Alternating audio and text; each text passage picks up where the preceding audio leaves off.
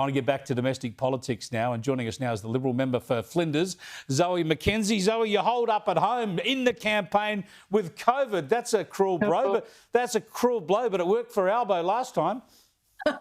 Well, at least it's this week, Chris, not next week. So next week, and hopefully for Anzac Day, in fact, I'll be out and about. Anzac Day is one of the most important days in my electorate, starting at 4:30 in the morning, and it's a beautiful, beautiful day. So I hope I'll start testing again tomorrow morning.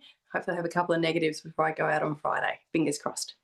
We keep talking about the lack of engagement from voters in this campaign. Have you noticed that? And therefore, do you think yet again the debate tonight is a chance for Peter Dutton to try and energise the debate, the campaign?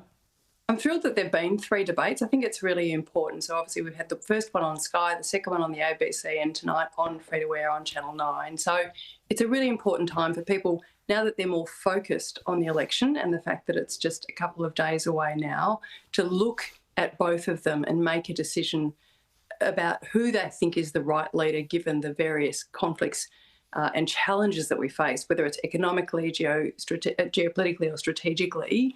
Australia has many challenges ahead. Australia faces a debt avalanche, and tonight the Australian people get to look at the leaders and make a decision as to who's the right man to lead us through the next 3 years. The latest news poll analysis shows the real downturn for the coalition has come from women. You've lost the female vote. It's drifted away from the coalition over the past month. What do you put that down to? Is it the work from home stuff up? Look, I'm not sure. Interestingly, down here on the peninsula, so many of my small businesses are actually run by women. So those small business policies are really, really well received in particular.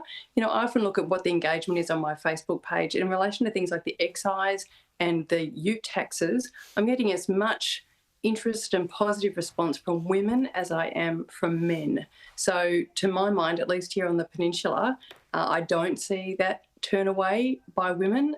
So I'm interested to see whether those results actually bear themselves out at the election. All right, 2 quick things I want to get a reaction to you from you on. One is, I mentioned last night that the Trumpet of Patriots candidate in your seat, his name is Jason Smart. He's reacted against the party, against Clive Palmer, because they're preferencing a Teal independent rather than you, the coalition. He's saying that he's throwing his support behind One Nation now, who will preference you. What do you think about his effort? You'd be pleased about that, wouldn't you? But it probably speaks to the broader preferencing arrangements of the Trumpet of Patriots across the country.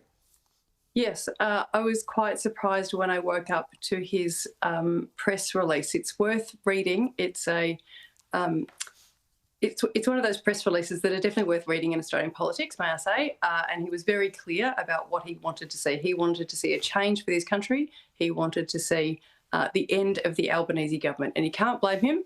And so he was saying he was going to move away from the Palmer How to Vote card and indeed to collaborate, I think, with the One Nation candidate down here in Flinders. So we'll see where that lands. Obviously a mad scrabble for people to rewrite their How to Vote cards, but we'll see where it lands in coming days and on election day itself.